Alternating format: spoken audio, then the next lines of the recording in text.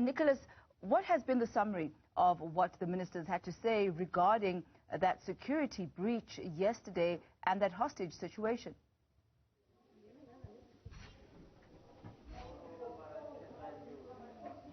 Yes, good morning, or beg your pardon, good afternoon to you now. We've just finished that briefing. And let me take you directly to Minister in the Presidency, Mondli and Gungubele.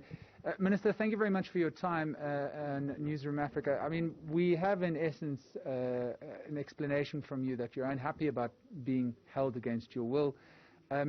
Just lead us very, very briefly to exactly how and why you were held hostage in the first place.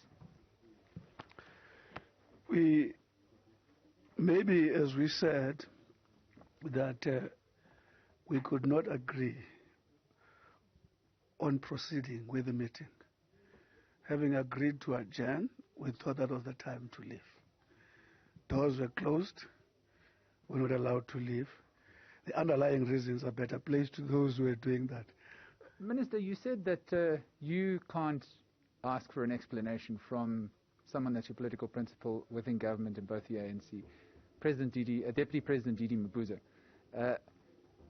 Any indication whatsoever about why you were seconded there as opposed to him initially? I mean, that could have maybe been a reason why these military veterans were disgruntled and decided that taking you hostage was the only way forward?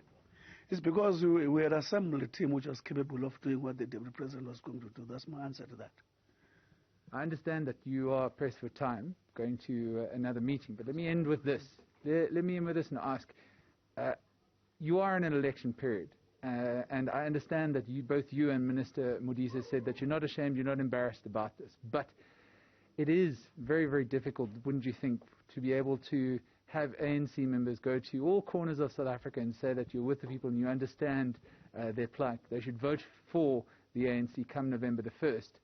When you have such long-standing issues with, in many instances, comrades have walked shoulder to shoulder with you in the struggle, and they feel as though they've been completely left behind by government.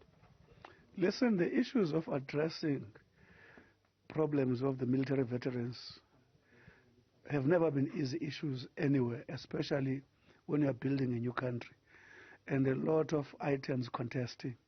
So to us, this is not a new problem. But however, we are committed to go deep into it and check where did we go wrong and correct those.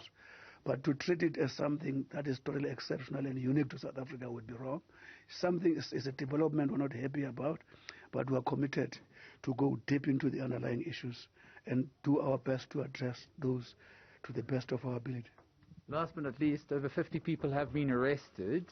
Some may argue that's a hell of a lot more action from the state than we saw with the recent July unrest. What I want to find out from you, though, as a senior member of this Ramaphosa-led administration, we're not going to see charges being dropped as part of a deal to try and paper over the cracks in this incident? Let me say that the military veterans, those who got arrested, if it's them, their area now is in the space of the NPA. And the philosophy of this government is to respect the independence of that institution. We wish it didn't go this far, where military veterans who served this country for so many years find themselves in that situation. But once they're in that situation, that is an NPA work. Generally, it's not our space. Minister Gungubele, thank you very much for your time. We appreciate it, and all the best for the rest of the day. That is Minister in the Presidency, Mondli Gungubele, chatting to us about this hostage situation yesterday. Seems like it's an attempt by the not only Department of Military Veterans and indeed Defence alongside the Presidency to try and play down this issue. At the end of the day, 3 senior members of the government, ministers, were taken hostage and needed to be freed by the Special Forces of the South African Police Service. We understand, Nickolaus, as we've been hearing, that there is still an appetite for the engagements and the conversations to continue. Do we have a way forward as to what the next step is? We heard the military veterans there saying that they want the Deputy President to be the one who is spearheading these discussions. Is there a roadmap as to where to from here?